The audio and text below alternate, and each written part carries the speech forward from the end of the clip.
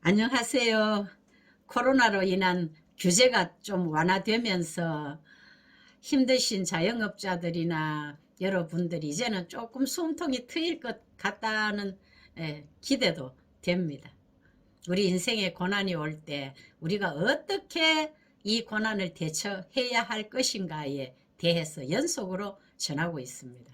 오늘은 그 7번째로 고난이 올 때 딱 한 가지를 결단하라는 내용입니다. 고난이 어디서 왔으며 우리 인생이 고난을 당할 때 어떻게 반응하며 이 고난을 이겨낼 것인가 하는 것은 우리 인생살이의 끊임없는 숙제인 것 같습니다. 세상에 고난 없이 사는 사람 누가 있을까요? 주위에 힘드신 분들을 보면 고난을 통해 더 성숙하고 삶의 질이 좋아지는 사람이 있는가 하면 고난을 이기지 못해 점점 힘든 상황으로 빠져드는 사람들도 있습니다.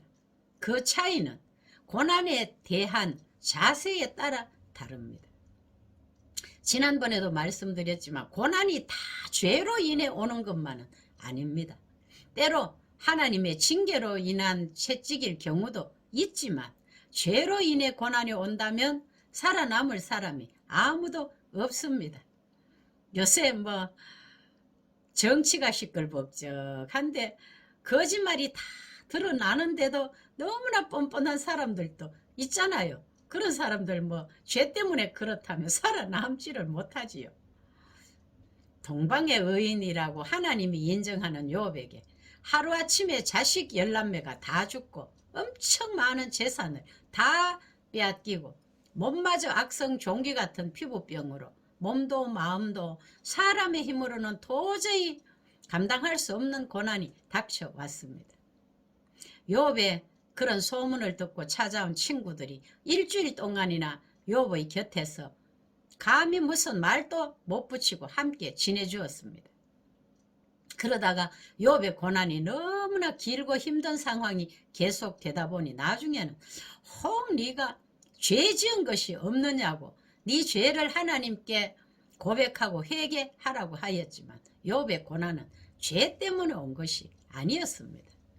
욥은 틀림없이 하나님의 뜻이 있을 것을 믿으며 어리석게 하나님을 원망하지 않을 것을 결단하며 끝까지 인내하였습니다. 그러한 욥에게 하나님께서는 처음보다 더 아름다운 자녀 11매를 주셨고 재산도 처음보다 갑절로 주셨습니다. 고난당한 자들을 볼 때 그를 위해 기도하고 우리가 위로와 도움이 필요하지 죄 때문이라고 정죄하거나 판단하면 안 되지요. 고난은 분명한 하나님의 뜻이 있습니다. 그 감당하기 힘든 고난을 겪으면서 욥이 사람은 고난을 위해 났으니 불꽃이 위로 날아가는 것 같다고 고백하였습니다. 고난의 원인을 보면 하나님의 영광을 위한 고난이 있고 참 죄로 인한 그런 징계로 오는 고난도 있습니다. 사명을 찾기 위한 고난도 있고 하나님의 연단으로 더 좋은 것 주시기 위한 그런 고난도 있습니다. 사람에 따라 어떻게 이 고난을 받아들이고 대처하는가에 따라 벗어날 수 있는 기간이 짧아질 수도 있고 길어질 수도 있습니다. 6주에 걸쳐 고난이 올 때 어떻게 반응해야 할지 여러 가지로 언급하였지만 오늘은 고난이 올 때 딱 한 가지를 결단하시기를 부탁드립니다. 먼저는 그 원인을 찾고 진단을 잘 해야 합니다.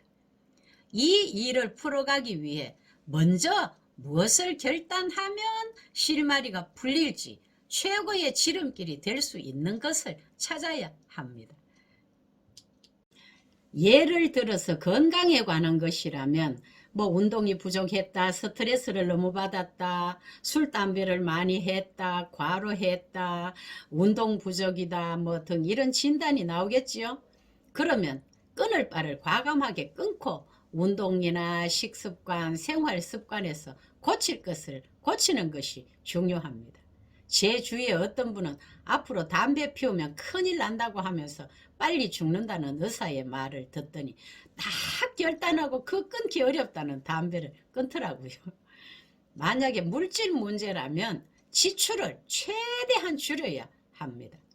왕의 재정 세미나에 가면 카드를 수거해서 잘라버리고 카드 없애는 것부터 시작한답니다. 돈 쓸 일에는 우선순위를 메모를 해서 꼭 필요하고 급한 것부터 메모 한 것만 쓰면 절약에 도움이 됩니다. 실직을 했다면 지인들에게도 부탁도 하고 또 여기저기 구직 정보와 구청, 시청 이런 관공서 등을 통해서 일자리를 찾는 것이 우선입니다. 성경에는 일하기 싫거든 먹지도 마라 했고 일을 함으로 낙을 누린다고 했습니다.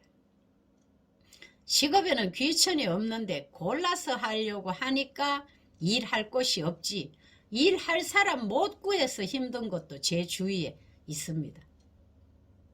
큰 결단보다 내가 실천할 수 있는 작은 한 가지를 우선 결단해서 실천해 보시기 바랍니다. 큰 것을 하려다가 지치고 낙심하는 것보다 작은 것을 먼저 실천하면 고난에서 벗어나는데 더 빠를 수 있습니다.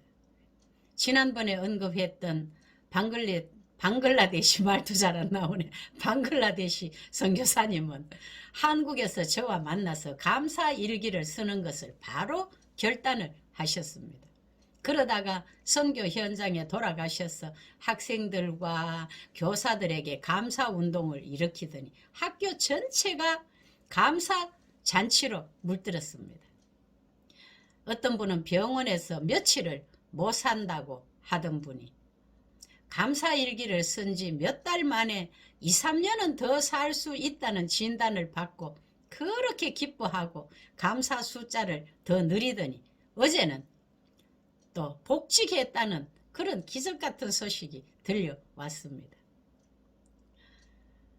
병에는 때로 신약, 구약, 성경 말씀이 최고의 효력을 발생하고 감사가 이렇게 최고의 양약이 되는 것도 보았습니다. 또 한 사람은 설교를 듣다가 기도일기를 쓰라고 해서 결단하였답니다. 아침에 그날 해야 하는 그런 기도일기를 쓰고 저녁에 그날 응답된 것을 체크하면서 일주일째 기도일기를 통해 신앙이 성장하고 있는 소식을 들으면서 흐뭇함을 느꼈습니다. 여러분은 무엇을 결단하면 이 고난에서 속히 벗어날 수 있을까요? 고난에서 헤어나기 위한 한 가지를 결단하고 실천하시는 여러분들에게 매인 것이 풀리고 닫힌 문이 활짝활짝 열려져서 이 고난에서 속히 벗어날 수 있기를 우리 주 예수님 이름으로 기도합니다. 아멘. 감사합니다.